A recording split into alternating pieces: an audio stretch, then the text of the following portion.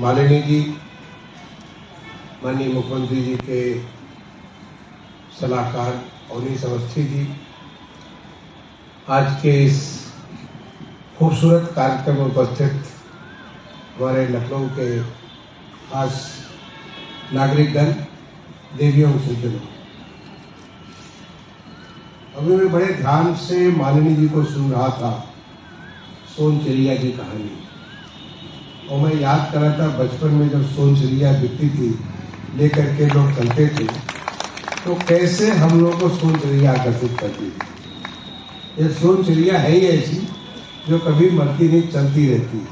तो आपने इतना सुंदर नाम दिया है, और सोनचिड़िया हमारी ग्रेट इंडियन बस्टर्ड, हिंदुस्तान की इतनी खूबसूरत हमारी थाती है, हमारी शक्ति है, जो कि हमेशा चलती रहेगी। मैं माननीय, आपने जिस विश्वास और जिस निष्ठा के साथ आपने काम चालू किया है, मुझे पूरा विश्वास है कि आप हमारी लोक संस्कृति को आगे बढ़ाने में,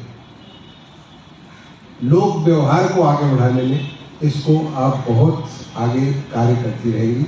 बहुत बहुत शुभकामनाएं। जब माली जी का फोन मेरे पास आया कि क्या मैं इस कार्यक्रम के मुख्य अतिथि के रूप में आ सकता हूं, तो मैंने पूछा कि करेंगे क्या।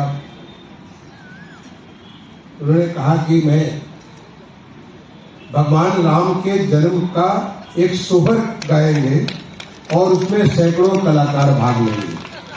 मैंने कहा क्या बात है, भगवान राम और उनके भी जन्म का सोहर। ये तो सोहर हमारे लोकाचार का एक बहुत महत्वपूर्ण अंग होता है। हर घर में जब बच्चा पैदा होता है तो सोहर लोग गाते हैं, वो भी सोहर, और जो सोहर होता है उसमें राम के जन्म के ऊपर ही होता है। आप अब देखेंगे कि और किसी के जन्म में, हर चीज में राम की जन्म, जब शादी होती है तो राम और सीता, जब सोहर होता है, बच्चा पैदा होता है तो राम जी का। और हमने कहा ये तो इतना आकर्षक आपका प्रस्ताव है कि मुझे तो जरूरी आना, और मैं पूरा सोहर सुन के जाऊंगा।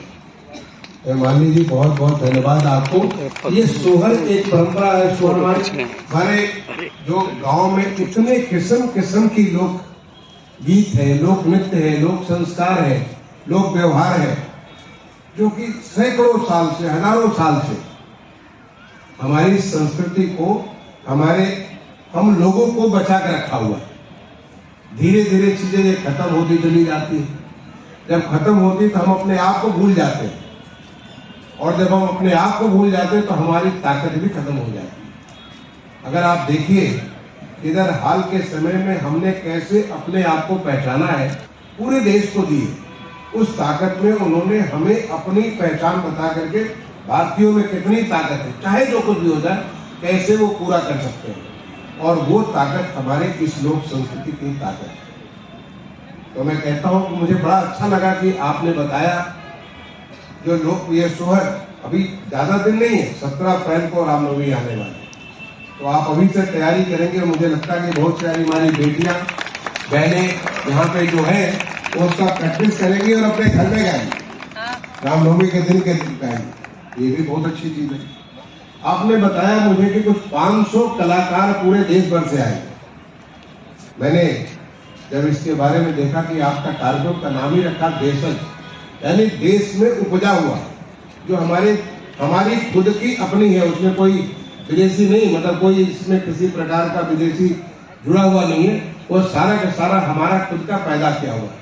हमारा खुद का पैदा हुआ चीज तो हमेशा जीवित रहेगा, हमेशा आगे बढ़ता रहेगा उन चीजों को, और वही हमारा लोकाचार है। अब आप पीछे मुड़ करके देखिए कि जो इन्होंने तस्वीरें बनाई हैं, चाहे माँ सीता को जो है आपको मृग जो है सोने का मृग को कर रहा, और वहां पे देखिए कि कैसे राम जी को बता रही इसको देखने के लिए, और उधर जो दूसरी तरफ ये बच्चा पैदा होने, राम जी का, वही राम जी का ही जन्म का है। तो ये आपको अपने आप में कितना खूबसूरत नजर आता है। यही हमारी लोक संस्कृति है, ये लोक कला है।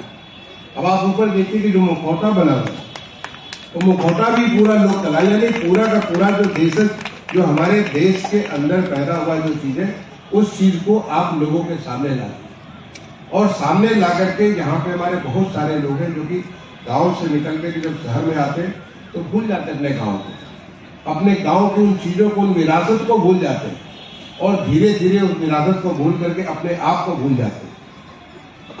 आप ऐसे कार्यक्रमों के माध्यम से उसे आप जोड़ते हैं। बहुत अच्छा लगा जब मुझे माननी जी ने कहा कि नौटंकी का उन्होंने पूरा का पूरा कार्यशाला किया। जब हम छोटे बच्चे हुआ करते थे, शादियां होती थी, बगैर नौटंकी की शादी होती नहीं थी। आजकल की शादी होती कि गए जाकर के थोड़ा जयमाल हुआ, जयमाल के बाद जो है सारे खाना पीना हुआ, खाते पीनो भाग लिए, चल दिए। शादी होगी क्या होगी किसी को मतलब नहीं। पहले जो शादियां होती थी 3 दिन की या 5 दिन की शादियां होती थी।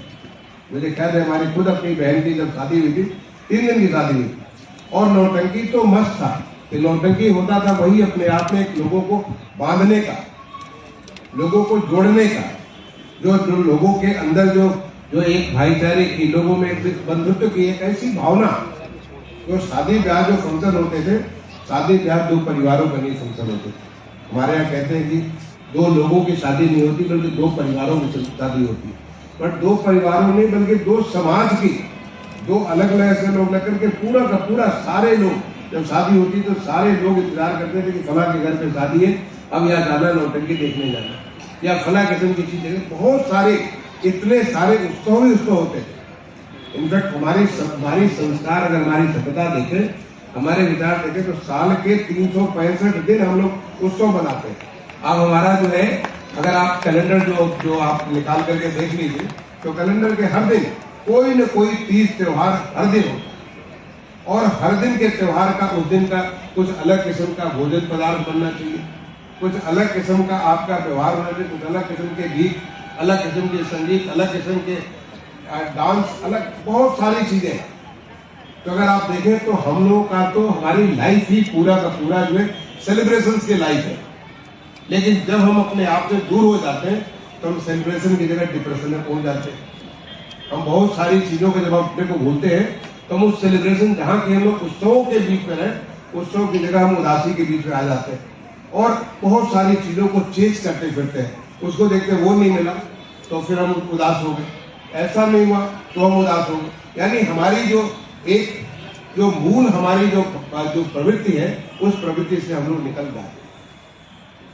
मुझे लगता है कि असली भारतीय, जो भारत हमारा है और भारत की आत्मा जहाँ है, वो भारत की आत्मा इन्हीं लोकाचार में, भारत की आत्मा इस लोक संस्कृति में, इस लोकगीत, संगीत, लोक नृत्य, इन सब तमाम सारी चीजों में।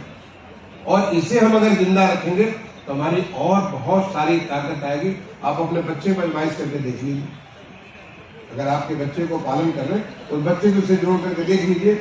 और मैंने विदेशों में देखा है, वो लोगों ने तमाम सारे अपनी चीजों को बना कर रखते हैं, क्या क्या त्योहार हो रहा है, ताकि जानकारी हो। ऐसा न हो कि राम को रामा बना करके रामा के जो और उसके बारे में तमाम सारी चीज उसको उसके बिगाड़ दें। हम उसे अपनी चीज के साथ जोड़े, अपने रूप में जोड़े, और वो जोड़ने के लिए इस प्रकार का जो प्रयास, जो देशज का प्रयास है, अपनी बोलचाल, अपनी भाषा, अपना गान, अपना सब कुछ चीजें, वो सारी की सारी चीजें, इससे हमारी संस्कार भी बना रहेगा, हमारी संस्कृति बनी रहेगी। विकसित भारत, तो विकसित भारत का मतलब केवल इंफ्रास्ट्रक्चर से नहीं है, इंफ्रास्ट्रक्चर बहुत जरूरी है, सड़क भी चाहिए, रेल बड़े एयरपोर्ट भी चाहिए, रेलवे स्टेशन भी चाहिए, सब कुछ ही चाहिए।